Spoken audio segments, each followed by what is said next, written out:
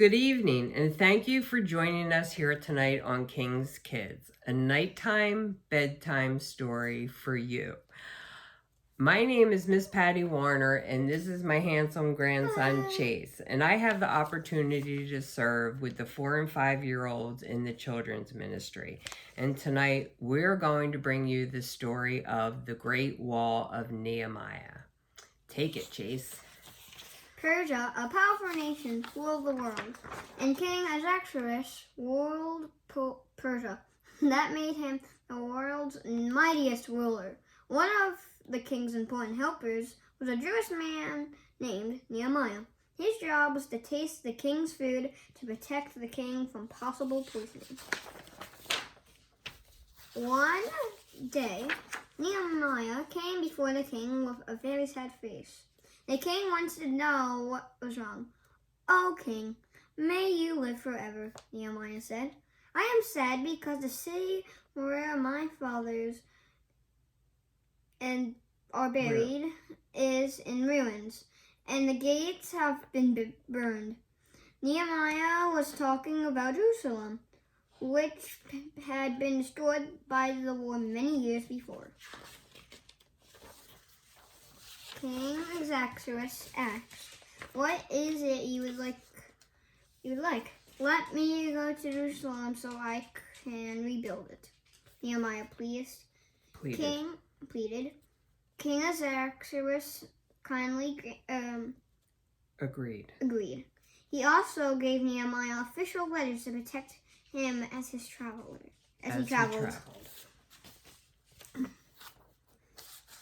The king helped even more. He gave Nehemiah a letter for Azapsi, the keeper of the king's forests. Azapsi was ordered to provide as much timber as Nehemiah asked for to build the city walls. When Nehemiah arrived in Jerusalem, he gathered the city officials and said, We're in trouble here. The city is in ruins and the gates are burned. Let's start rebuilding. He told them that King Ahasuerus approved it, and most important of all, God was on their side. Nehemiah's faith and enthusiasm must have inspired the people. They agreed, saying, "Let's rebuild." Nehemiah told each family which piece of the wall they should fix. Why not everybody agreed to rebuild the wall? A man named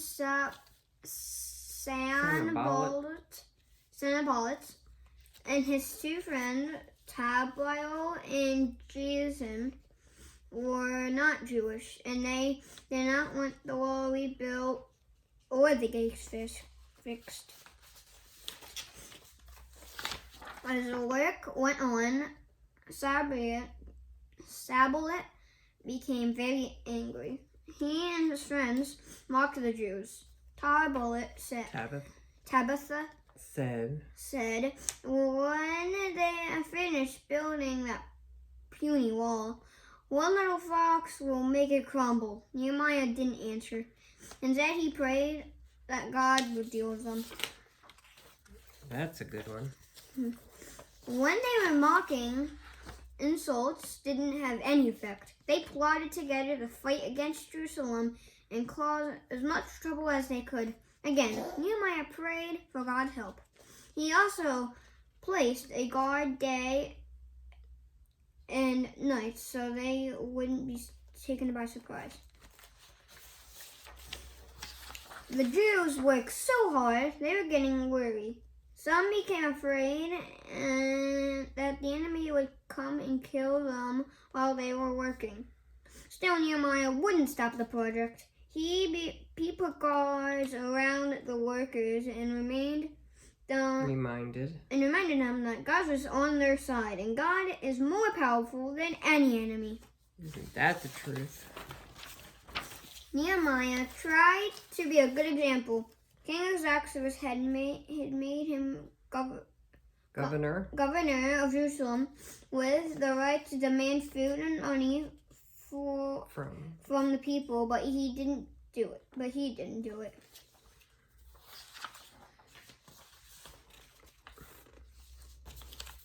He just worked hard alongside the people as they rebuilt the wall. He used his own money to buy food.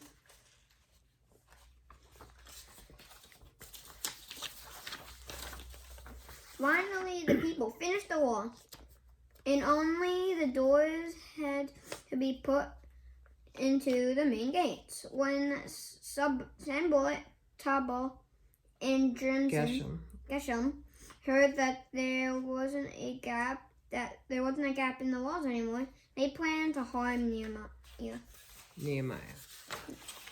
They sent messengers for Nehemiah to meet them at one place called Uno. But Nehemiah knew they were trying to trick him out of the city so they could harm him. He wrote back telling them that he wouldn't leave work to go visit with them.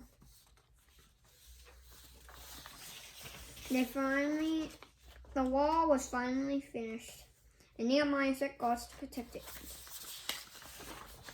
He also made a rule that the gates should not open until well after the sun came up through night, and they were to be shut and barred. Now that the city was safe, many Jewish exiles from different parts of the world returned to Jerusalem. Nehemiah have been very happy that he had finished the job God gave him to do. In spite of all the obstacles, he stayed on in Jerusalem and helped the people to always obey God. The Great Wall of Nehemiah, a story from God's Word, the Bible, is found in Nehemiah. The entrance of your words give light. Psalms 119, verse 130. So here you have tonight's story. Tune in Monday for the next edition of King's Kids. We're happy to be a King's Kid, aren't we, Chase? Yep. Thanks for joining us. We love you. Bye. Good night. Good night.